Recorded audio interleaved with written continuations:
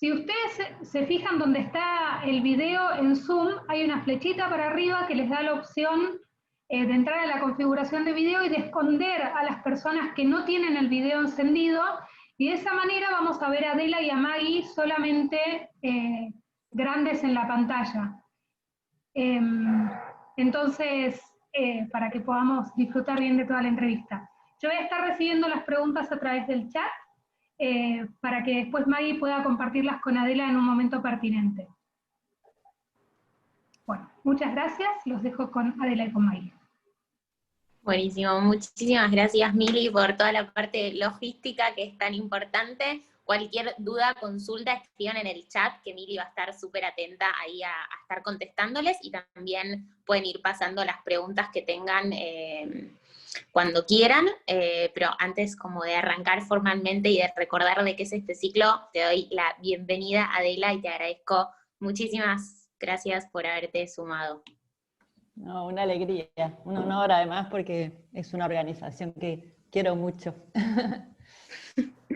Buenísimo. Bueno, para quienes se están sumando por primera vez a este espacio, les cuento que es un ciclo de entrevistas virtuales de aprendizaje, con el objetivo de reimaginar la educación en contextos de pandemia. Estamos entrevistando a diversas personas desde distintos lugares. Nuestra intención es poder tener esa diversidad de voces que caracteriza un poco la propuesta que tenemos desde Enseñar por Argentina. La entrevista tiene 3 partes, una parte en donde hay algunas preguntas disparadoras, que están muy orientadas a lo que la persona a la que invitamos puede compartirnos un poco más. Después una partecita que se llama cortito y al pie, que es completar unas frases incompletas, y al final es cuando vamos recogiendo las preguntas que quienes nos están escuchando nos dejan. Pero no las tienen que hacer al final, las pueden hacer a medida que van escuchando. Por ahí Adela dice algo y tienen ganas de preguntar, no dejen de hacerlo porque está abierto el espacio para que las hagan cuando quieran. Entonces, ahora sí, de vuelta, gracias Ade por sumarte. Adela es especialista en educación emocional, ¿podemos decirlo? Bien, en educación emocional, sí. Excelente. Entonces, como para romper el hielo y antes de preguntarte más de educación emocional, voy a usar esta idea de las emociones y te voy a preguntar, Ade, ¿cómo estás? ¿Cuáles son esas emociones que estás teniendo durante este momento que estamos viviendo? Y como cuando hago esas preguntas, después tengo gente del equipo que me dice, ay, siempre incomodás al otro y vos nunca te exponés, la voy a responder yo. Yo diría que mis emociones como más fuertes en esta pandemia son agradecimiento, angustia y propósito. Y no sé si son todas emociones, pero bueno, después vos me podés contar eso. Pero contame primero cuáles son las tuyas. Bueno, en realidad creo que las mías son como vos expresabas y como le debe estar pasando a la mayoría, creo, de la gente, por lo menos a toda la gente con la que yo hablo, es que es como una vorágine de emociones, ¿no? Normalmente las personas atravesamos muchísimas emociones a lo largo del día, aunque no seamos tan conscientes, y en este momento, bueno, mucho más, ¿no? Es como que estamos atravesando situaciones muy diversas y entonces, en mi caso, como vos acabas de decir, y como te decía recién, como le pasa a la mayoría de la gente, además son como emociones un poco encontradas, ¿no? Como vos decís, angustia e incertidumbre y esperanza. ¿Cómo es eso, no? Pero la realidad es que eso es lo bueno, ¿no? Es lo bueno que tenemos los humanos, que podemos sentir emociones muy diversas, y que esas emociones tan diversas que sentimos son muy importantes, porque son lo que nos mueven a la acción, ¿no? Es decir, si no tuviéramos emociones, posiblemente no haríamos nada. Es decir, por eso la palabra emoción y motivación tienen el mismo origen y vienen un poco de esto de ir a la acción, ¿no? De sacar afuera sería emotio, y motivación es, bueno, lo que me mueve a la acción, ¿no? Entonces las emociones en ese sentido son muy importantes, aunque a veces, como digo, tienen muy mala prensa, o han tenido históricamente muy mala prensa, ¿no? Pero la realidad es que bueno, viste, el primero que las estudió científicamente es Charles Darwin, y un poco ¿por qué? Porque él quería encontrar, bueno, eso que unía lo humano de lo animal, viste, en su teoría de las especies. Entonces, y encontró que las emociones eran algo que tenemos en común. Por supuesto que las personas, los humanos, digamos, además de tener emociones, tenemos sentimientos, que los animales no. ¿No? Es decir, en la distinción entre emoción y sentimiento, muy básica, ¿no? Te la hago, es que la emoción es algo más instintivo, por eso las emociones básicas, que son un poco las que empezó a describir Darwin en aquel trabajo que hizo, las compartimos con los animales. En cambio, los sentimientos no, es decir, el sentimiento requiere cognición, ¿no? Requiere que, bueno, lo llevemos a la parte racional. Pero bueno, como decía, muchas a la vez, ¿no? Yo igual trabajo mucho en mí misma, en esto de lo que trabajo. Siempre cuento que entré a este universo emocional por necesidad personal, porque trabajé muchos años en el mundo corporativo, en funciones trabajos que amé mucho, pero que eran muy estresantes, y entonces en algún momento me empezó a quedar corto mi cajita de herramientas emocional, y la frustración me comía, entonces... bueno, fueron momentos más complejos que ahí empecé a investigar un poco de todo esto y a estudiar todos estos temas, y como vi que me servían mucho a mí, empecé a estudiarlos más y a profesionalizarme en esto, porque creo muy firmemente en que ayuda cuando uno es consciente y trabaja, ¿no? El desarrollo emocional. Así que, entonces, en ese sentido siempre lo cuento porque es muy hablar de las emociones desde lo que tendrían que hacer los demás, bueno, viste, al final uno también está muy en juego, ¿no? Todo lo emocional nos atraviesa a todos, incluso, no sé, a veces cuento anécdotas a veces chiquitas porque es lo que nos pasa a todos, no sé, estaba queriendo hacer una compra por internet, desde ayer estoy tratando. Bueno, tuve todos los problemas que te puedas imaginar, y tengo un hijo de 20 que me ayuda, cuando él quiere y de la manera que él quiere. Él es un divino, pero tiene poca paciencia porque cree que yo no entiendo, y bueno, mamá, pero es una obviedad, tú. Y, ¿no? Entonces, bueno, por ejemplo, hoy a la mañana era tipo... Y después, bueno, me empecé a mentalizar más para esta charla, en medio fui al médico y caminé por la calle con barbijo y todo lo que implica la pandemia, y sin embargo fue como, lindo día, primavera, eso también nos nutre. Entonces, te diría que como tengo un gran amigo que se llama Luis Pesetti, que es un genio, bueno, seguramente muchos lo conocen de los docentes porque trabaja mucho con docentes, y Luis Pesetti cuando en estos días lo llamaba y le preguntaba, ¿cómo andás, Luis? Mira, de 8 de la mañana a 8:05 estaba contento, porque me levanté como quien dice con el pie derecho. A las 8:05 vino uno de mis hijos con que no encontraba la mochila, muy enojado, ya me empecé a poner mal. A las 8:20 tomamos el Nesquik, no sé qué. Entonces, claro, es como muchas cosas, ¿no? Sentimos muchas cosas. Totalmente. Bueno, está bueno esto que traes por ahí de experimentarlo vos también y poder compartir eso, y después te voy a preguntar algo más, pero en esa línea, pero quiero retomar una de las cosas que dijiste al principio, que era como esto de que por ahí las emociones tienen un poco de mala prensa o de poca prensa también.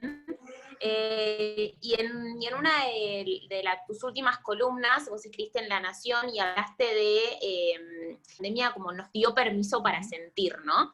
Y como yo me quedaba pensando después de leerte, como ¿por qué ahora, como seres humanos, nos damos permiso para sentir en momentos más extremos y no otros momentos? Como ¿qué hace que estos momentos nos generen lo que nos está generando, Bueno, y en no realidad otros? yo creo que obviamente estos momentos son mucho más intensos, pero en realidad siempre estamos sintiendo muchas emociones. El tema es que no está tan como decíamos recién, ¿no? Tan habilitado a expresarlas, por lo menos no en ciertos ámbitos, ¿no? Por supuesto que en tu familia, bueno, con tu pareja, o con tus amigos, amigas, con tu terapeuta, pero en realidad tampoco, no sé, yo como te decía, vengo del mundo corporativo, hablar de lo que sentís en el mundo corporativo era como raro, muy raro, y la palabra emocional tenía una connotación fuertemente negativa. En realidad ser emocional no estaba bueno. No era que te estaban halagando cuando te decían eso.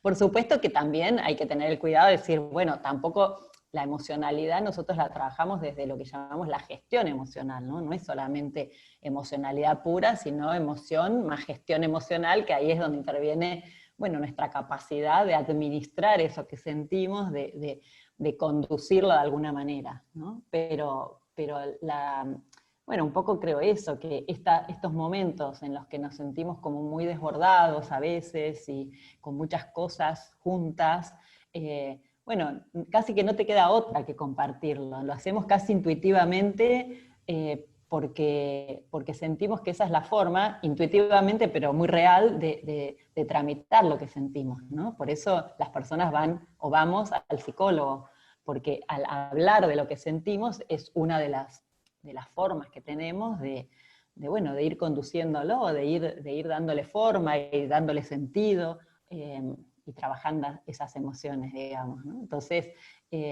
bueno, me parece que va un poco por ahí. Que en Sí, este totalmente. momento esto se pueda, digamos, ¿no? Como materializar de una forma más concreta. Sí, y que nos demos el espacio de escucharlo, porque como es verdad que quizás hay lugares en donde uno tiene más espacio para compartir, pero en general son pocos, y capaz, no sé, como incluso yo pienso hasta con amigos, como la frase de ¿cómo estás? Nadie espera que de verdad respondas ¿cómo estás? Esperan que bien o mal, bueno, como una respuesta un poco rápida para seguir conversando otra cosa, y obvio que depende de los grupos, etcétera, pero como yo como profe hace 2 años empecé al principio de las clases les pregunto a mis estudiantes cómo están. Y al principio lo primero que me empezaban a responder era sentado, cheto, que era como Sí, que se sí, puso sí, total. o bien o mal, digamos, como, y ahí, entonces empecé a decir, bueno, como, ¿cómo estoy sin usar estas palabras? Como, ¿qué otras palabras puedo encontrar? Y empezar a ponerle nombre a esas cosas que estoy sintiendo, como no es un ejercicio tan fácil, ¿no? Ni para los chicos con los que yo estoy, ni para mí, o sea, porque después de preguntarles a ellos me decían, bueno, vos, profe, ¿cómo estás? Y a mí también a veces me costaba ponerle palabras al cómo estaba o cómo me estaba sintiendo. Es Entonces, en muy esto de interesante lo que gestionar, decís, perdón, pero es muy interesante sí, lo que decís porque cuando trabajamos desde la educación emocional, nosotros hacemos mucho hincapié en que los que, no sé, los docentes, los profesores o los facilitadores digamos, de la educación emocional, tienen que, por eso yo trabajo más que nada con adultos, no con niños y niñas, yo trabajo más con los adultos, porque primero tenemos que trabajar la emocionalidad nuestra, como adultos, como maestros, como docente a cargo, como directivos de una escuela, porque cuando uno empieza a poner en juego todo esto con los chicos, por supuesto que al principio cuesta porque no estamos acostumbrados, porque no está bueno, sí, no estamos acostumbrados, pero después los chicos se adaptan como mucho más rápidamente. Y entonces si nosotros no podemos como adultos seguirles un poco el ritmo y también como es un poco expuesto, ¿no? O sea, cuando uno expresa su vulnerabilidad, se está exponiendo de alguna manera. Entonces, al exponerse, como estamos en una sociedad en la que la idea es ser fuerte, y ser fuerte es, bueno, como tapar algunas cosas, entonces me parece que es muy importante que los docentes, las docentes que trabajan en aula o de distintas edades, ¿no? Puedan primero trabajar todos estos conceptos y todas estas dinámicas en nosotros mismos, porque para que no pase esto, de que los chicos te preguntan, ¿y usted, profe? ¿Y vos, seño, cómo estás? Y vos decís, espérate, eso no lo había pensado, ¿qué les digo? ¿No? Entonces, y además es mucho más lindo cuando como uno como al frente, si querés, de un aula o de cualquier espacio, es el primero en expresar cómo se siente, ¿no? Como vos arrancaste la entrevista, es decir, porque eso también facilita que las demás personas puedan expresar lo que sienten. Y después que es un aprendizaje, ¿no? Como decías, yo digo siempre que somos muy binarios. Primero que en general preguntamos cómo estás, no cómo te sentís. Ahí ya hay una cosa, ¿no? ¿Cómo estás? A mí me contestan sentado y le digo, genio, sos un genio, sí, perfecto, es un estado, estar sentado es un estado. En cambio, ¿cómo te sentís? Ahí ya achicás un poquito más la pregunta, enfocás un poco más, ¿no? Y esa es la pregunta que casi nadie hace. Y después que en general, como decimos, somos muy binarios, bien, mal. Como digo, los elevados emocionales dicen, bien o querés que te cuente. Y vos decís, no, mejor no, porque esto va a ser largo, ¿no? Entonces, y eso en parte porque no estamos habilitados a hablar de lo que sentimos, también porque nos cuesta, no solo escuchar, sino también expresar, y también escuchar, ¿no? Como vos decías, a veces estar escuchando a alguien decir su tristeza, narrar su tristeza, bueno, también nos pone tristes, porque justamente una cosa que pasa con las emociones es que son muy contagiosas. Entonces, al ser muy contagiosas, es casi una estrategia de defensa que decimos, ay, prefiero no saber mucho, ¿viste? Está ahí, hasta ahí, porque si está muy triste me voy a contagiar. Entonces, digo, es casi instintivo eso, pero eso es parte de lo que tenemos que trabajar, ¿no? De habilitar no solo nosotros poder expresarlo, sino la escucha de lo que viene después, y estar muy preparados, porque pueden venir cosas, bueno, grosas, depende obviamente del ambiente, del clima, de los chicos o chicas de los que se trate.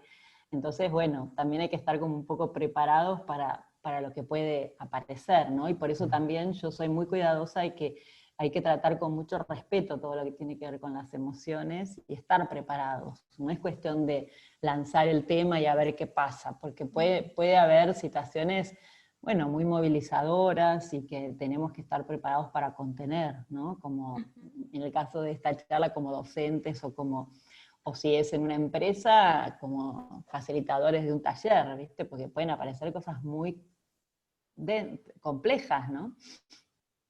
Bien, y yendo por este camino que propusiste que me gusta, porque yo soy como toda muy esquemática, entonces si pudieras ver la pared que está atrás de la computadora, tiene como muchos papeles separando cosas, me gusta esto del decir y del escuchar, y entonces como capaz desde el decir más registrar, y vos trajiste una palabra en un momento que era gestionar mis emociones, entonces me gustaría arrancar por ahí por dónde empiezo, digamos, como si alguien está escuchando y dice como, esto me interesa, pero ¿por dónde arranco? ¿Qué significa gestionar las emociones? Como, ¿qué es esto de educación emocional? Como las emociones se educan, bueno.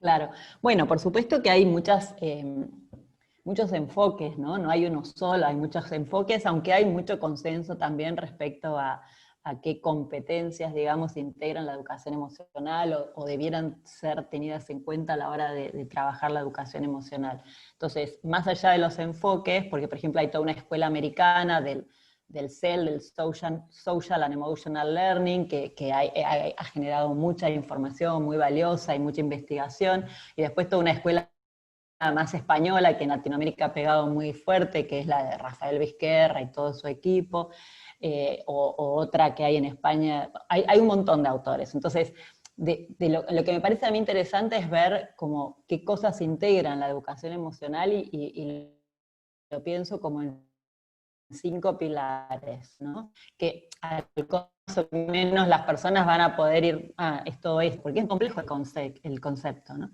El primer pilar tiene que ver con lo que llamamos emocional, que tiene que ver con el autoconocimiento, ¿no? De yo saber registrar lo que estoy sintiendo, validarlo, y también lo que está sintiendo el otro, y también validarlo, y eso se vincula, como te digo, con el autoconocimiento, con tener algún espacio de reflexión en la cual nosotros, cada uno de nosotros, nos metamos un poquito para adentro y registremos, ¿no? Qué cosas me generan bienestar, qué cosas me enojan, cuáles son mis motivadores, cuáles son las cosas que me tiran abajo y me pinchan, ¿no? Como, por un lado, eso, como es como un gran pilar que es bastante importante, y que lo importante de ese pilar, casi te diría lo más importante, es lograr tener contacto con uno mismo, ¿no? Conectar con uno mismo, que tampoco es fácil, ¿no? Digámoslo. El segundo pilar es lo que en general se entiende como gestión emocional o como también tiene como distintos nombres, pero básicamente tiene que ver con eso de conducir las emociones. Una cosa que en general decimos en educación emocional es que las emociones y sentimientos se validan todas. Lo que vos sentís, yo no te lo puedo cuestionar, es lo que vos sentís. Lo que no valido o no validamos es lo que haces con lo que sentís, que parece todo lo mismo, pero no es lo mismo, ¿no? Una cosa es uno poder tener un enojo por una frustración, por una injusticia que es totalmente cierta y real y existe. Otra cosa es qué haces con ese enojo, ¿no? Yo a veces pongo el ejemplo de, con el enojo hay gente que sale a prender fuego negocios o que arma centros comunitarios, ¿no? Y es con el mismo enojo de una injusticia válida en los dos casos, ¿no? Entonces, una cosa es validar la emoción y el sentimiento que las personas tienen, otra cosa es validar lo que están haciendo con eso que sienten. Entonces la gestión emocional, que es este segundo pilar, justamente tiene que ver con esto, con la capacidad de relacionar lo que pasa con lo que siento y pienso y lo que hago, ¿no? Y tratar de darnos cuenta que son cosas distintas, no es todo una sola cosa. Entonces, para la gestión emocional o la regulación emocional, que es como también se llama, es muy importante meterle la cabeza, ¿no? Por eso, cuando hablamos de educación emocional, en realidad hablamos de una alianza entre lo emocional y lo racional, no de una pelea, como muchas veces se plantea, sino como una alianza.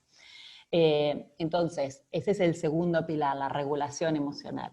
Después hay otro pilar que en general lo llamamos autonomía emocional, pero de nuevo depende de los autores, que tiene que ver con no estar solamente dependiendo de lo que sucede afuera para yo sentirme bien, ¿no? Ser yo el promotor de mi propio bienestar.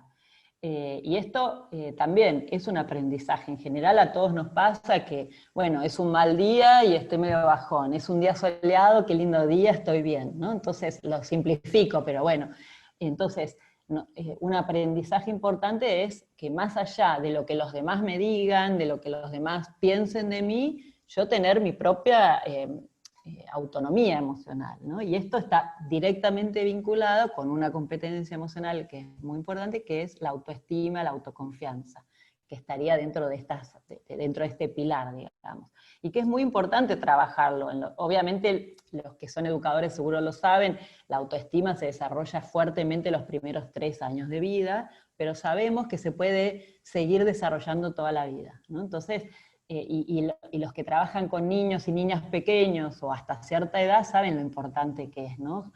Generar confianza en los alumnos, ¿no? Entonces ese sería el tercer pilar. El cuarto, que es lo que en general llamamos las competencias sociales, que es, bueno, específicamente ya en la vinculación con los demás, aunque en las demás también ya, ¿no? Ya estás trabajando, siempre es con otro, ¿no? Nunca es uno solo. De hecho, mismo al autoconocimiento es muy importante el otro, el feedback, lo que te dicen los otros, que uno lo puede escuchar y asumir, ¿no? Entonces, el cuarto pilar es esto de las competencias sociales, que tiene que ver más con el trabajo colaborativo, el trabajo en equipo, la comunicación, la escucha, todo lo que es en relación con otros, ¿no? El liderazgo, por ejemplo, para los que son docentes, estar a un frente de un aula, liderar un aula, eso es liderar, ¿no? O sea, no es solamente que tenés que ser presidente para liderar. Entonces son muy importantes también las competencias sociales. Y después, el quinto pilar, ahí sí, un poco depende del modelo, por ejemplo, el modelo del CEL, que es, bueno, el americano muy famoso también, el quinto pilar lo pone en la toma de decisiones, en decir, bueno, ¿y todo esto para qué? Bueno, para tomar decisiones, dicen ellos, que nos ayuden a estar mejor, a tomar las decisiones que mejor nos pueden hacer a nosotros individualmente y como sociedad, en mi familia, en mi grupo, ¿no? Y, por ejemplo, el grupo de la Universidad de Barcelona, el quinto pilar lo pone más en lo que ellos llaman competencias para la vida y el bienestar. Pero si te fijas es más o menos lo mismo, es decir, ¿para qué todo esto? Y para estar mejor, para generar mejores sociedades, para tener mejores vínculos, ¿no? Un poco para todo eso. Entonces, eso sería como una descripción de lo que, si querés, un poco todo lo que integra, y por supuesto hay muchas formas de abordarlo, y se relaciona mucho este concepto con el de la inteligencia emocional, que de alguna manera es como la construcción psicológica del concepto, y la educación, si querés, emocional, es más eso en acto. Bueno, listo, esto es la inteligencia emocional. Ahora, ¿cómo hago para desarrollarla? Si creo que realmente se puede desarrollar, que es lo que creen muchos de estos autores, de los que estoy citando todos, pero que hay cada vez más evidencia, porque la neurociencia realmente ha generado muchos aportes bastante interesantes en relación a que estas competencias se pueden desarrollar, bueno, toda la vida, ¿no? Obviamente requieren tiempo y voluntad, ¿no? Pero se pueden.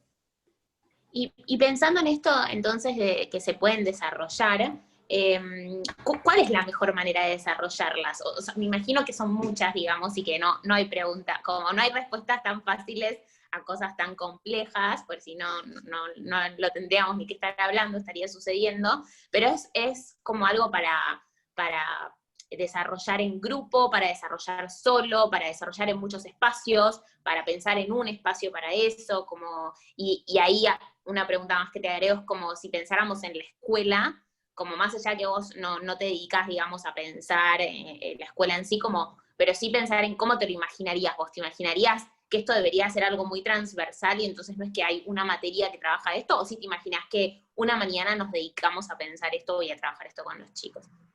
Claro, sí, igual yo me dedico en la escuela, lo que pasa es que no me dedico en la escuela a trabajar con los niños y niñas, ¿no? Los adolescentes sí, sino más bien a ayudar justamente a la escuela, en este caso si tomamos como unidad la escuela, o puede ser un lugar de educación no formal, o mismo en una empresa, cómo llevar adelante justamente todo este proyecto, porque por supuesto, como vos decís, que tiene sus complejidades, ¿no? Sobre todo, ¿por qué? Porque como las emociones nos atraviesan a todos, tiene que haber una coherencia entre lo que yo me paro en el aula y empiezo a enseñar o trato de generar dinámicas para que los chicos trabajen la comunicación, pero después yo, cuando tengo que decir algo, no soy bueno comunicando, o no tengo capacidad de escucha, bueno, los chicos en ese sentido eso lo captan instantáneamente, ¿no? Y en la educación emocional hay mucho de educación por modelaje, ¿no? Es decir, sí, yo te puedo enseñar 20.000 dinámicas para trabajar cada una de estas competencias, pero la realidad es que los chicos lo que van a mirar es cómo la escuela se maneja, cómo el docente se maneja, cómo la maestra, la seño se maneja, y cómo se maneja, no sé, si es mi hijo, yo como madre, padre, ¿no? O sea, si yo le digo, no, vos tenés que tener capacidad de escucha, y después me empieza a hablar y yo estoy mirando el celular así, tiqui, tiqui, tiqui, espera, tiqui, tiqui, bueno, obviamente va a registrar eso. Lo importante es lo que hago, más que lo que le digo que tiene que hacer. Entonces, eso por un lado. Y en cuanto a pensarlo, no está claro, o sea, yo creo que todo lo que se puede hacer suma, ¿no? Es decir, hay una gran cantidad de teóricos y de gente que trabaja en estos temas que cree que la educación emocional tiene que ser totalmente transversal y que todas las materias de alguna manera lo tienen que incorporar, que eso sería buenísimo, pero la realidad es que eso es muy complejo, porque para eso primero tenés que trabajar con todos los docentes, y bueno, y algunos lo tienen muy innato, no sé, yo siempre cuento la anécdota del profesor de matemática de mi hijo, del colegio secundario, que en el colegio de mi hijo había educación emocional, pero el profesor de matemática de la secundaria era un genio de la educación emocional, el tipo. O sea, obvio no sabía él eso, él no es que lo tenía, voy a enseñar educación emocional, no, pero la forma en que empoderaba a los chicos, en que los hacía pensar, en la que respetaba las opiniones, no sé, distintas cosas, de alguna manera. Entonces, lo ideal es que sea transversal, pero eso es complejo. Entonces, muchas veces lo que decimos es, arranquemos teniendo una hora cada tanto, no sé, una hora por semana, bueno, cada colegio dependiendo, porque la currícula es muy compleja, pero en algunos países existe una cosa que llaman la hora de tutoría, que es la hora en la que se trabaja un poco estos temas, o en el colegio de mi hijo la llamaban la hora taller, y básicamente le dedicaban ese rato a trabajar alguna de las emociones o algo de todo esto. Lo que sí creo es que para arrancar es muy importante que, si es la unidad escuela, por ejemplo, que la escuela se tome un tiempo para reflexionar los directivos de la escuela con los docentes un poquito antes de empezar a lanzar el programa, ¿no? Porque hay que prepararlo, o sea, hay que prepararlo, sobre todo a las personas hay que preparar. Después, bueno, si tenés una planificación es lo ideal, pero si no la tenés, pero las personas tienen que estar preparadas, bueno, para lo que se va a hacer. Y si es en un formato taller en el cual, bueno, hay una persona que se especializó en educación emocional o que sabe más de educación emocional y que una vez a la semana o una vez por mes hacemos taller con esa docente, igual el resto de los educadores de la institución tienen que estar al tanto, tienen que saber de qué se trata eso, porque los chicos no es que van a expresar lo que sienten solo en el taller. Después, bueno, empieza a suceder cosas que también los demás docentes tienen que estar como un poco preparados, ¿no? O al menos para derivarlo, ¿no? Y también es ideal trabajarlo en equipo con el gabinete psicopedagógico, por supuesto. O sea, esto, lo ideal es que sea algo muy integrado. no sé si mucho respondió tu pregunta, porque obviamente es complejo. Yo creo que igual siempre soy de la idea que una intervención, por más pequeña que sea, siempre le puede dejar pensando a alguien o reflexionando, ¿no? Pero es muy recomendable que sea algo un poco más integral y que por lo menos los docentes que van a participar del proceso estén al menos al tanto, ¿no? Al menos hayan tenido algún encuentro en el que les cuenten de qué se va a tratar, qué cosas van a trabajar, de qué manera, y que los docentes puedan trabajar primero ellos esas competencias emocionales, ¿no? O sea, yo siempre digo, yo nunca hago una dinámica en un aula o en una empresa o en una clase que yo no haya experimentado primero. Porque, o sea, es muy, vos decís, pero ¿sabés qué es esta dinámica y no sabés lo que me pasó? Y sí, claro, porque uno abre cosas, puertitas, que a veces, bueno, las vidas de las personas son como, bueno, complejas, y a veces hay cosas que están como muy adentro, y entonces hay que estar preparado y con mucha responsabilidad, ¿no? Y pensando en eso y también volviendo a esta idea que vos habías traído al principio por ahí de decir y de escuchar y yendo más al escuchar y pensando en que como docentes estamos como muy cerca de poder escuchar, digamos, como incluso cuando no lo estamos habilitando conscientemente, como los chicos traen todo el tiempo sus realidades y lo que les está sucediendo. Entonces, como cómo prepararse para escuchar. ¿Es lo mismo prepararse, o sea, es parte de esta misma gimnasia que vos estabas trayendo antes, o hay algo distinto y particular que hay que pensar a la hora de pensar la escucha? No, bueno, en realidad cuando hablamos de competencias sociales, yo siempre digo que la comunicación, yo trabajé 25 años de comunicación, ¿no? Era uno de mis roles en el mundo corporativo, y siempre digo que la comunicación está sobrevalorada, ¿viste? Cuando dicen, no, no me puedo comunicar con mi hijo. Obvio, a veces es un problema grave, pero en realidad primero viene la escucha. La escucha habilita el habla, pero primero la escucha. Y la verdad es que nos cuesta escuchar, a todos nos cuesta escuchar, ¿no? En realidad incluso la mayoría de las veces cuando escuchamos, lo estamos haciendo para validar lo que queremos decir, como para agarrar alguna idea para después tirar lo que nosotros queríamos decir, ¿no? Y también tiene un sentido, o sea, yo también me gusta siempre pensar por qué nos cuesta tanto, ¿no? Y una de las cosas que creo es que nos cuesta tanto porque nos cuesta que nos cambien, ¿no? O sea, todos queremos el cambio y todos pensamos que el cambio es permanente, pero la verdad que nos cuesta cambiar. Y cuando vos escuchás genuinamente a alguien, lo que te dice el otro te puede cambiar a vos. Y eso nos da un poco de miedo. Entonces ahí es donde, bueno, a veces ponemos ciertas barreras, digamos. Pero creo que sí, es la competencia social más importante, y claro que se entrena. Y una de las formas es con la curiosidad. Es decir, cuando uno realmente, cuando a veces esta cosa con los chicos, sobre todo los chicos adolescentes, ¿no? Que es, no me escucha, no puedo hablar con él, con ella, no sé cómo hablarle. Y ahí es escuchar, no sé, a veces con mi marido decimos, nosotros sabemos de jueguitos electrónicos, vagón, o sea, yo sé de los que juega mi hijo, obvio, ¿no? Pero los que juega mi hijo, vos preguntame, yo sé todo.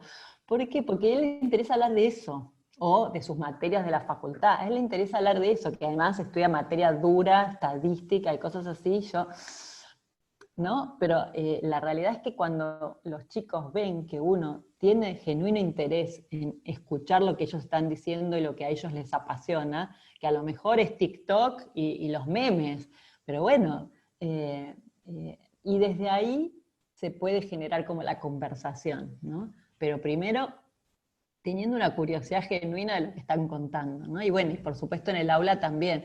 Claro, obviamente todo esto dicho así parece fácil, y después, bueno, tenés 40 pibes, sabés que vienen con situaciones obviamente depende de la escuela, pero aún en escuelas de muy alto nivel socioeconómico hay problemáticas muy complejas. Entonces, claro, después el desafío de los que están, para mí los maestros, ¿no? Que es una palabra que se ha lamentablemente para mí no desvirtuado tanto, ¿no? Maestro, cuando te lo dicen, antes era como un elogio, sos un maestro, ahora casi ya nadie lo dice así, y la mayoría de la gente cuando piensa en la educación, enseguida, la educación, como mal, ¿no? Lo primero que te dice la gente es como algo negativo. Hay una charla de Ken Robinson, que bueno, seguramente sabes quién es, pero si no, les recomiendo, es una charla TED, es la charla TED más escuchada de TED Global. El señor este murió hace muy poquito de un cáncer tremendo, muy joven, y él, la charla TED esa, dice algo que a mí me parece alucinante, que es, cuando yo voy a una cena y cuento que yo trabajo en educación, las personas que están sentadas alrededor mío me miran como, no, no te puedo creer. Salgo una vez este mes y me tengo que sentar frente a alguien que está en educación, qué embole, ¿no? En cambio, dice él en la charla, cuando uno le pregunta sobre la educación que él tuvo, qué estudiaste, quiénes fueron tus maestros, qué es lo que más te gustó cuando vos estabas estudiando, ahí la gente se transforma, ¿no? Ahí conectan, como, qué linda es la educación. Entonces, qué loco, ¿no? A mí me parece como un paralelismo muy interesante que él trae, de cómo la palabra educación genera sí cierto rechazo, pero en realidad hay que ver desde dónde uno la convoca, ¿no? Y siempre creo que es muy importante poner en valor a los docentes, porque la verdad que son unos héroes totales. O sea, yo trabajo en algunos lugares de mucha vulnerabilidad social y digo, wow, o sea, eso es como, ¿viste?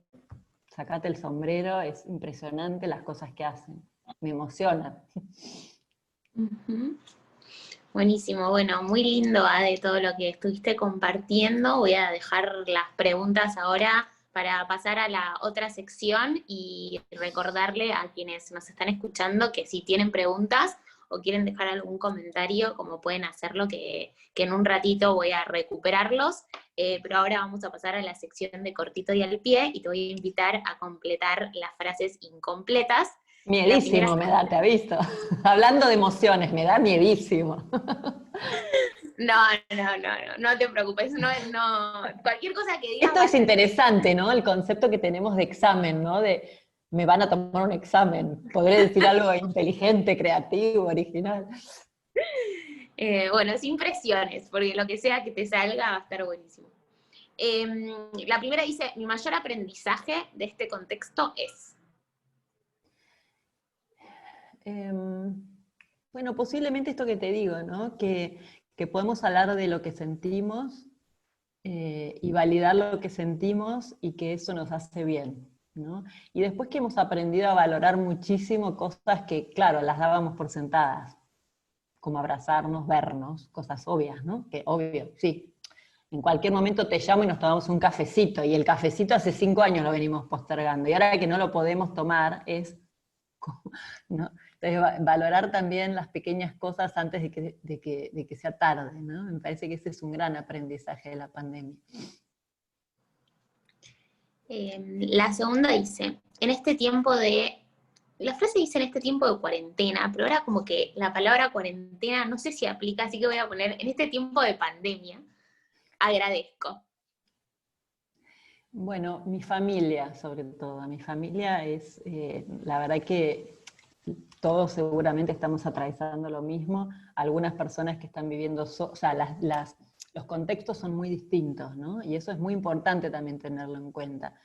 Entonces, hay personas que están solas, hay personas que viven en espacios muy chiquitos, pero la verdad es que al final estás con la gente más cercana y llevarte bien con ellos, y tener buenas conversaciones. Nosotros a veces en casa nos reímos porque yo digo, voy a escribir que estuvimos hablando de esto en la cena porque no me puedo creer los temas de los que hablamos, porque claro, ya se te van acabando, ¿no? Entonces eso me parece que es muy lindo. Agradezco a mi familia y bueno, también, ¿no? La contención emocional que nos damos mutuamente y que al final es fundamental, ¿no? La tercera frase dice, si tuviera que elegir una palabra que me deja el COVID-19 es. Resiliencia, diría. Yo soy bueno, es una palabra que amo y he trabajado mucho ese concepto y lo he estudiado mucho, y ahora que está como muy de moda, me encanta, porque al principio yo decía resiliencia y la gente me decía resiliencia, no, como que esa capacidad que tenemos las personas de salir adelante en situaciones de mucha adversidad, pero no salir de cualquier manera, ¿no? Salir transformados, salir queriendo enseñar lo que aprendimos, así que me parece esa, posiblemente. Y la última dice, lo que tiene que estar presente cuando reimaginamos la educación es... No voy a decir otra cosa que las emociones. Claro, yo como te declaraba cuando empezamos a coordinar esta charla yo no soy especialista en educación y yo guardo mucho respeto a la gente que es especialista en educación y que hace años que está estudiando sobre la educación. Y de hecho el otro día escuchaba a Mariano Sigman, un neurocientífico, que decía que había que tener mucho cuidado con esto de decir que todo está mal en la educación, porque al final nos trajo hasta acá y nos sigue educando a todos. Y debe haber cosas que cambiar, pero bueno, hay cosas que están bien también, o sea, no es tirar todo abajo, ¿no? Entonces, yo soy muy respetuosa de los especialistas en eso. Pero si tuviera que pensar que en el aula del futuro, me imagino que están, ¿no? Las emociones están presentes en el aula todo el tiempo, eso lo sabemos, pero que validar que estén, ¿no? Y usarlas, si querés, a nuestro favor, ¿no? Generar la curiosidad en los chicos a través bueno, a través de lo emocional y empoderarlos, que también es una palabra muy gastada, pero que es muy importante, ¿no? Que el poder, que ellos sientan que ellos tienen confianza y que pueden hacer las cosas, ¿no? Mucho desde la potencia de los chicos y no desde el no pueden, que es esto que muchas veces, ¿viste? No, es que vos... Y lo que pasa es que a él no le da mucho ¿viste? Esas frases que a veces son como bueno, un estigma muy grande, ¿no? Y a la vez que es un estigma, es un condicionante muy fuerte, porque nuestra mente decodifica eso y se la cree, ¿no? En ese sentido es... Entonces, bueno, las emociones, diría. Me voy por las ramas, ¿viste cómo soy? No, no, está buenísimo, y bueno, a mí me despierta con mucha curiosidad seguir preguntándote, así que antes de pasar a las preguntas que nos están dejando, quiero hacerte una de lo que acabas de decir, porque en esto de las cosas que nos dicen y nos creemos, en las cosas que nos decimos, que nos permiten hacer o no hacer, como me quedo pensando en la idea de mentalidades fijas o de crecimiento, y capaz vos hablas bastante de eso y bueno, no lo trajiste hoy, pero te invito a que lo traigas así cortito, como pues me parece interesante. Bueno, es una cosa que hace mucho sabemos, o hemos experimentado todos, pero que ahora hay mucha investigación al respecto de una autora que se llama Carol Dweck, que ella lo que dice es que todos tenemos un poco de mentalidad fija y un poco de mentalidad de crecimiento. ¿Qué sería esto? Es básicamente la mirada que tenemos del aprendizaje, si nosotros creemos que podemos aprender o si creemos que es lo que hay, ¿no? Trajimos esto como desafiar de alguna manera eso de que todos podemos hacer cosas y podemos desarrollar más competencias. Y en realidad ella obviamente elabora toda una teoría que me parece muy interesante respecto a qué se premia, ¿no? Y si se premia el talento, se premia el proceso, ¿no? Y a veces, obviamente el talento es muy importante, pero el talento solo no hace a las personas salir adelante o tener éxito, entendido como, no sé, como que te va bien y que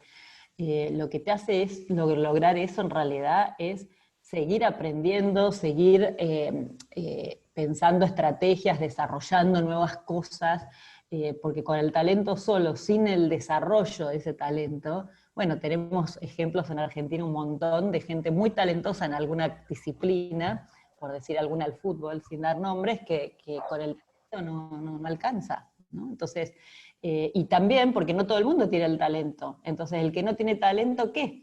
Entonces esta autora utiliza una metáfora que a mí me encanta, que es usar el poder del todavía. Todavía no lo logré, pero estoy en el proceso, ¿no? Y sobre todo esto para enseñanza de algunas materias que, por ejemplo, a mí la matemática, la física, la química, si yo hubiera entendido eso más chica, por ahí sabría más de esas materias, que es, todavía no lo entiendo, pero lo voy a poder entender si sigo como perseverando, ¿no? Y entonces en ese sentido es muy importante a los chicos y chicas como validarles el proceso y el progreso que van haciendo más que el talento o sos un genio, es Picasso, mi hijo es Picasso, listo, o sea, no, o sea, porque si no lo encasillás, ¿no? Tiene mucho que ver también con las etiquetas. Ella dice que las etiquetas no solo son negativas, las etiquetas negativas, sos lento, sino también las positivas, que eso me parece un concepto buenísimo, porque cuando le etiquetamos a un hijo, por ejemplo, como mi hijo mi hijo tiene inteligencia superdotada, mi hijo matemática es... Y el pibe después no empieza a entender algo y no está respondiendo al mandato, ¿entendés? Entonces Una también presión. es importante. Claro, es una presión enorme. Buenísimo. Bueno, voy a pasar entonces a algunas de las preguntas. Es La raro para primera, mí no ver nombrecitos y no ver caritas. Pero bueno, sí, como dijeron apaguen las cámaras, dije no voy a decir nada porque no voy a desafiar, pero ahí está Laura, bravo, vamos. bien, hay Vamos, algunos un abrieron ratito, así les veo las para caras. saludar. Bueno, una de las preguntas dice, ¿cómo trabajar las emociones como docente en uno mismo para el regreso a clases? Bueno, es todo un desafío, ¿no? Yo ya creo que cómo las trabajaron en todo este proceso, siendo docentes y estando a cargo de aulas o de chicos virtualmente, yo ya eso quiero que ustedes me cuenten a mí, porque la verdad que es alucinante, o sea, seguro las cosas que han hecho, la creatividad que han tenido que desplegar, el esfuerzo, porque es mucho esfuerzo, ¿no? Y es mucha demanda emocional para ustedes en este caso, no solo para los chicos, que obviamente también, pero para ustedes. Entonces, creo que eso ustedes saben más que yo, ¿no? O sea, en realidad lo que yo creo, lo que puedo aportar en todo caso es a no perder el entusiasmo por lo que implica la educación, ¿no? O sea, a mí me parece que un poco va por ahí, por decir, el rol del educador es tan importante, y entonces como recrear ese entusiasmo, ¿no? En los docentes, en las docentes, en los directivos, pero los que Totalmente, saben como de conectarnos con ustedes ya nuestra están lidiando con vocación. eso. No, pero capaz de ahí lo que yo te preguntaría entonces, como es, si a alguien le interesa como seguir indagando en esto como a nivel más personal, de como, bueno, Ok. cómo trabajo mis emociones, ¿hay algún lugar al que puedo entrar, mirar, leer? Mira, en Argentina todavía no hay tanto, hay todo un movimiento que está liderando la gente de Lucas Malaisi, por ahí algunos lo conocen, que es la ley de educación emocional, pero hay algunos lugares, yo lo que por ahí les puedo recomendar, que es lo que yo conozco, pero hay una red internacional de educación emocional y bienestar, que yo soy un poco, acá en Argentina estoy trabajando un poco desde ahí, que ahí hay bastantes recursos, que pueden entrar a la web, que es RIEV, con doble E y B larga al final.com, ahí hay bastante material y recursos, y a lo mejor lo que hay es como disparadores para que vayan abriendo otras puertitas, ¿no? Y después, bueno, los que quieran saber cosas específicas, también yo les puedo como, no sé, brindar como más. En la RIEV damos bastantes cursos y charlas, y ahí está, ahí alguien lo puso, gracias. Ah, Mili. Ahí cada tanto hacemos cursos, y hay muchos webinars, incluso algunos gratuitos, con lo cual estén atentos. Y después, bueno, estamos ahí pensando un curso bastante interesante, que ojalá lo podamos hacer en la Universidad Católica. Hay muchas iniciativas dando vueltas, pero no hay tantas que estén ya funcionando. Sí, de hecho, esta que te digo a través de lo que hace la gente de Lucas y de lo de la RIEV, eso es lo que conozco más en profundidad, digamos. Pero bueno, también cualquier cosa pueden ver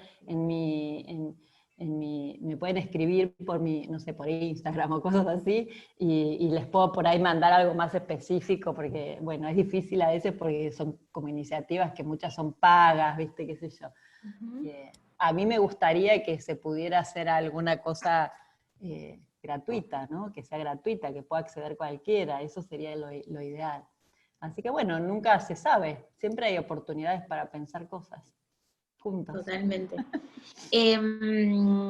Acá otra de las preguntas dice, si bien debemos generar acciones conjuntas desde lo institucional con docentes, directivos, estudiantes, ¿los padres qué rol desempeñarían? Bueno, como padre en tu casa, padre, madre en tu casa, es fundamental, ¿no? Nosotros las emociones en realidad las aprendemos en casa, de chiquitos. O sea, en el sentido de cómo lidiar con ellas, lo aprendemos de chiquitos sin darnos cuenta, ¿no? Como yo digo, no sé, A ver, porque es un ejemplo que pongo a veces, pero como un poco expuesto de mi familia, ¿no? En mi familia la frustración se gestionaba de una manera media compliquetti, ¿no? No era lo mejor. Entonces cuando llega, era todo bárbaro, pero en un momento, ¿viste? Que lo cuento y digo, le puede pasar, pasa en muchos lados, ¿no? Y entonces uno, sin darse cuenta, aprende como que esa es la forma, ¿no? Y uno lo ve en muchos chicos, en muchos alumnos, que es lo que aprendieron. En la casa las cuestiones se resuelven con violencia, con gritos, ¿no? Bueno, es la forma, es lo que aprendí. Entonces, los padres tenemos y madres tenemos mucha responsabilidad en todo esto, ¿no? Cosas que a veces yo digo, aprendizajes que yo tuve de contar, lo cuento porque mi hijo era muy buen alumno en el colegio primario, pero claro, en algunas materias era muy bueno y en otras más o menos. En las que no era tan bueno era en gimnasia, por ejemplo. Era en matemáticas, física, esa le iba bárbaro. Entonces, Adelita, ¿qué hacía? Llegaba el boletín y Adelita miraba y decía 10, 10, 9, 8, 9 y 7 en gimnasia. ¿Y qué decía Adelita? Lo primero que decía, ¿Qué pasó acá? 7 en gimnasia, hay que trabajar ahí, hay que seguir trabajando. Pero es lo que me habían enseñado a mí era esforzate, más, vos, te falta, ahí te falta, ¿entendés? Entonces, bueno, ahí, por ejemplo, esa enseñanza fue muy valiosa a mi marido, que es psicólogo y es muy conocido también, trabaja mucho estos temas, que era, está mal, o sea, no, o sea, eso es horrible para el pibe. Entonces, bueno, como parece una cosa simple, pero marcamos mucho huella con esos comentarios. Entonces, para mí, por ejemplo, ese momento no me lo olvido más. Fue un momento, yo ni trabajaba en todos estos temas todavía, estoy hablando de hace muchos, muchos años. Entonces, eso es la mentalidad de crecimiento de la que hablábamos, es decir, ¿qué vas a abonar? Que le falta un par de puntitos que le está yendo bárbaro en otras materias y que desde ahí puede agarrar como fuerza, energía y potencia para salir adelante en las que le cuestan más, ¿no? Entonces, y eso lo hacía como madre yo. Y a veces pongo estos ejemplos porque digo, nos pasa a todos, o sea, todos estamos en aprendizaje, ¿no? Y a veces lo hacemos sin darnos cuenta porque tenemos como, son huellas muy grabadas que tenemos en nuestra mente y que aprendimos en nuestra casa, como por ejemplo el esfuerzo. Esforzate más, esforzate. Porque claro, por ahí venimos de familias que se esforzaron mucho para salir adelante. Y estuvo bien, pero por ahí no tenemos ninguna capacidad de disfrute porque había que esforzarse, entonces no disfrutamos. Entonces, bueno, por eso digo que estamos todos en aprendizaje hasta altas edades. No es que esto termina, ¿no? Por eso a veces decimos que la educación emocional es para la vida, toda la vida. De hecho, una cosa que aprendimos en la pandemia es cómo las personas muy grandes de edad, mi suegro tiene 90 y pico de años, aprendió a hacer WhatsApp, WhatsApp web, Zoom, todo sabe hacer. Habla con los nietos, festeja cumpleaños. Está feliz con la pandemia porque está en su casa leyendo todo el día tranquilísimo y de repente prende la cámara y se ve con todos los nietos. Entonces, bueno, y es una persona muy grande, pero pudo, o sea, ¿no? Eso de desarrollar como esa capacidad, ¿no?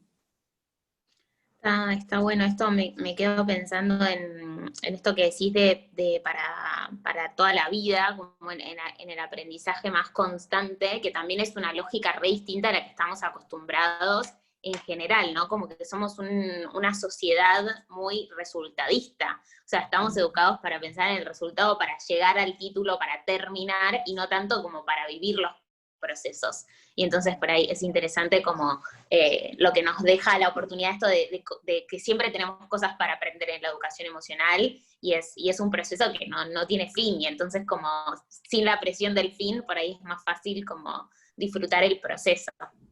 Claro, y eso es fundamental, porque también como son cosas que a veces cuestan, ¿no? Y si uno no lo ve en términos de proceso, es muy frustrante. Porque bueno, si uno tiene como una rutina por la cual cuando se frustra se enoja o se enoja hacia determinadas cosas, no es que eso es como dejar de fumar, no es fácil. O sea, no es que digo, mañana no fumo más, yo nunca fumé, pero lo veo en gente que le cuesta, mañana no fumo más, no, si fuera así sería facilísimo. Lo mismo con la gestión de las emociones, cuando uno ya tiene de grande sobre todo, por eso decimos de trabajarlo de chicos, una rutina emocional, de reacciones emocionales, bueno, cuesta más, pero no quiere decir que no se pueda. Y por eso hay que pensarlo en términos de proceso y de que podés patinar y caerte, y que te volvés a levantar y decís, no, pero yo puedo hacer esto de otra forma, porque cuando lo hago de otra forma sale mejor, genero mejores resultados, genero mejores vínculos. Entonces, bueno, un poco confiar en el proceso, ¿no? Totalmente. Bueno, con eso voy a cerrar porque ya son las 6 y quiero respetar tus tiempos y el de todas las personas que se sumaron porque seguramente tengan otros compromisos o cosas por hacer, pero por ahí no pude hacerte todas las preguntas que dejaron, entonces lo que propongo es que si hay alguna persona que siente que no le la pregunta no fue respondida, que nos escriba a nosotros y yo me comprometo como a compartirte la ADE y asegurarnos de que llega esa respuesta a esa inquietud, o bueno, vos diste tus redes, así que también la pueden contactar directo a ADE, pero muchísimas gracias a todos los que se sumaron y a todos los comentarios y las preguntas que fueron dejando, súper interesante, y muchísimas gracias a vos, Ade, por regalarnos tu tiempo, tus reflexiones y estas provocaciones e invitaciones. La verdad, un lujo poder conversar con vos. Gracias, bueno, y qué bueno que ahora veo algunas camaritas prendidas y de paso veo un poco las distintas personas que participaron. Así que bueno, les agradezco a ustedes, la verdad, por su tiempo y a disposición en lo que pueda ayudar, ¿no? De mi partecita. Pero de nuevo, creo que lo importante es que también ustedes como no sé, son mis héroes, así que siempre creo que la educación a veces está muy bastardeada y como viste, esto nos pasa no solo en Argentina, es muy crítico todo, ¿no? Enseguida nos sale la crítica y a veces a la educación se la critica mucho sin detenerse a pensar lo complejo que es. Y como lo cito de nuevo a Mariano Sigman porque me parece muy lindo lo que él dice de poner en valor lo que la educación ha logrado hasta ahora, que bueno, no es poca cosa, ¿no? No es poca cosa. Y que de alguna manera él dice que es como como una pulsión muy vital esto de educar, ¿no? Como, por supuesto ustedes trabajan de eso, pero todos tenemos como, aprendemos a hacer, no sé, una carne o a cocinar un guiso y queremos enseñárselo a alguien, che, no sabés la receta, ¿no? Es como que todos queremos compartir lo que sabemos en general, ¿no? Pero es una cosa muy instintiva. Entonces, bueno, felicitarlos a ustedes por su trabajo que es realmente muy, sí, genera mucho orgullo. Muchísimas gracias, Ade. Y ahora le cedo entonces la palabra de vuelta a Mili, que va a volver con detalles técnicos para cerrar. Buenísimo. Bueno, muchas gracias Maggie, muchas gracias Ade. La verdad que es súper interesante. Les voy a contar de paso que esto queda grabado y vamos a compartir también el video en el canal de YouTube para que lo puedan compartir con todas las personas que crean que les puede servir esta charla. Creo que es algo re importante para compartir. Y bueno, acá comparto en la pantalla a las redes sociales de Enseñar por Argentina para que puedan seguir enterándose tanto de las entrevistas que estamos haciendo en este ciclo, como también de los encuentros virtuales de aprendizaje, de las cápsulas de aprendizaje puro, y todas las iniciativas que estamos haciendo desde la educación, desde Enseñar por Argentina, para acompañar a la docencia en este tiempo, y aprovecho de paso para saludar a todos los y las profes en su día. Nada, es una tarea re importante la que están haciendo, así que feliz día, espero que los hayas mimado y que estén disfrutando. Y nos vemos la próxima. Muchas gracias. Chau, chau. Un gustazo, ¿eh? Un gusto. Chau, chau.